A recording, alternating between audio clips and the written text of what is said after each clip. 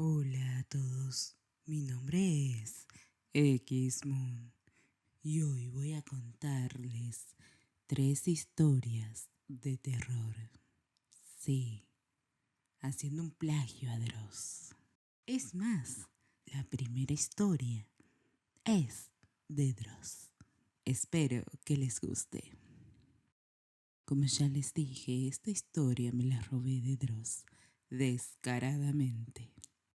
La historia se llama Algo perseguía al camión en la ruta. Esta historia se le escribió a Dross Carlos Calderón.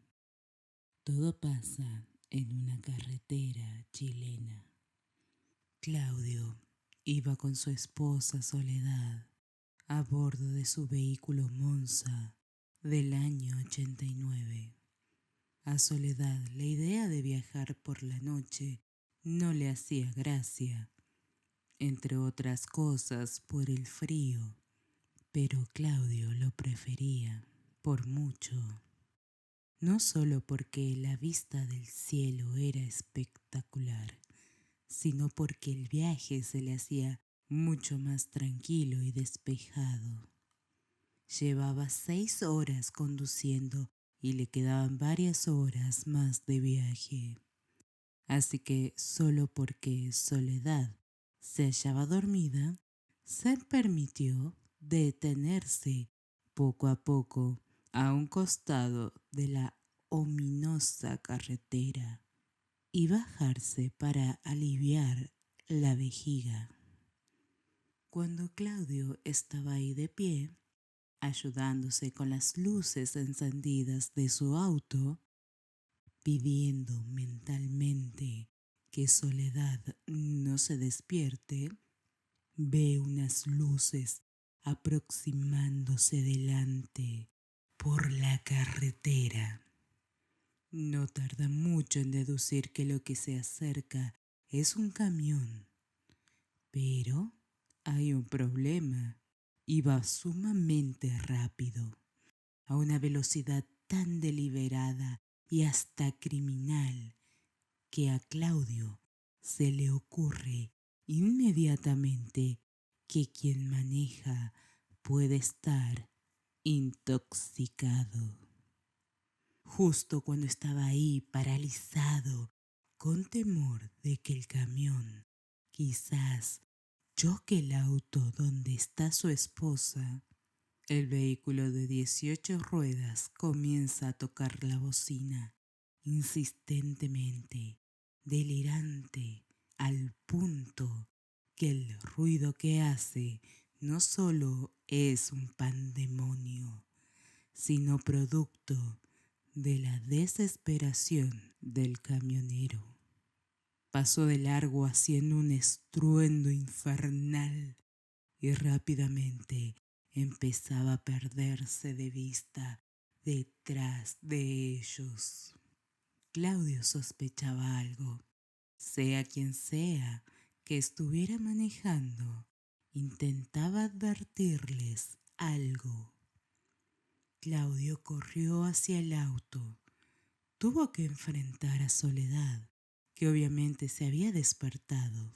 Claudio puso en marcha el automóvil, explicándole todo a su mujer, pero la explicación se quedó a medias cuando, poco más de un minuto después de empezar a manejar, divisaron algo delante.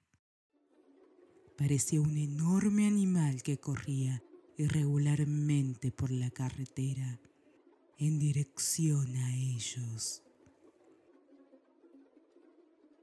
En un principio de sórdida sorpresa, pensaron que era un perro, pero a medida que se acercaba y podían verlo mejor, tanto Claudio como Soledad tuvieron una breve oportunidad de mirarlo bien.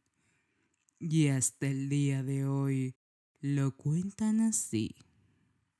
Era un hombre desnudo, corriendo como si fuera un animal.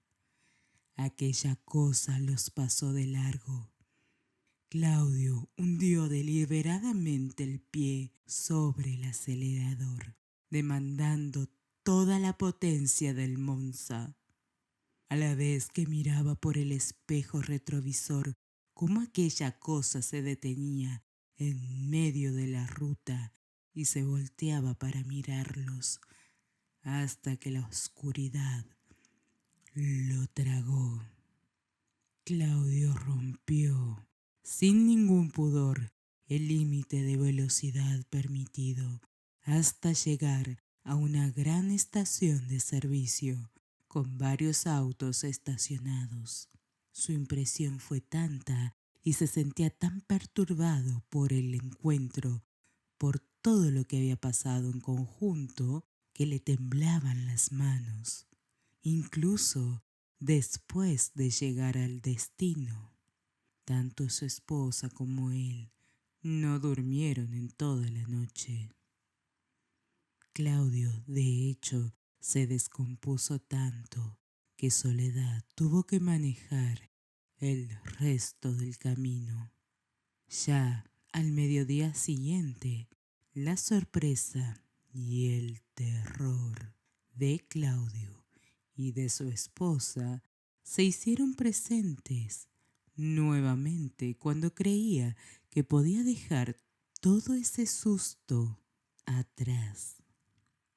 Se vieron atónitos las caras en el momento en que lo escucharon por la radio. Anunciaban el volcamiento de un camión en medio de la ruta del desierto. El conductor no sobrevivió. La siguiente historia se llama El espejo del desván. Lucía heredó la casa de su abuela, una construcción antigua en la que nunca se sintió del todo cómoda. Al limpiar el desván, encontró un espejo cubierto por una sábana amarillenta. El marco era de madera tallada, con formas extrañas, como rostros retorcidos. Decidió colocarlo en su habitación. Aquella noche, al cepillarse los dientes, notó algo inquietante. Su reflejo sonrió un segundo después de que ella lo hiciera. Pensó que estaba cansada, pero no pudo dejar de mirarlo. Pasaron los días y la situación empeoró. A veces el reflejo no imitaba exactamente sus movimientos. La veía parpadear y su reflejo se quedaba inmóvil, mirándola fijamente con una expresión cada vez más hostil. Una madrugada despertó con la sensación de que estaba siendo observada. Volvió la vista hacia el espejo y vio que su reflejo estaba de pie frente a la cama, aunque ella no lo había movido. Lucía intentó levantarse, pero estaba paralizada. El reflejo alzó la mano con una lentitud enfermiza y apoyó los dedos contra el otro lado del cristal. Poco a poco, la superficie del espejo comenzó a ondular como agua oscura. Lo último que sintió fue el frío de unos dedos idéntico a los suyos, cerrándose sobre sus muñecas y tirando de ella hacia adentro. A la mañana siguiente, el espejo reflejaba la habitación vacía.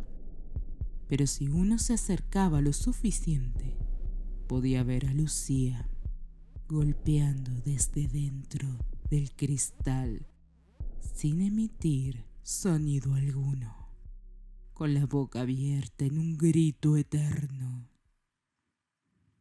El último relato se llama Reto fallido. Caminábamos por las calles principales de San Isidro, mi pueblo, con mi mejor amigo Kevin. Estábamos conversando sobre historias de terror, ya que la hora lo ameritaba. Eran como las 10 de la noche. La conversación iba fluyendo más y más.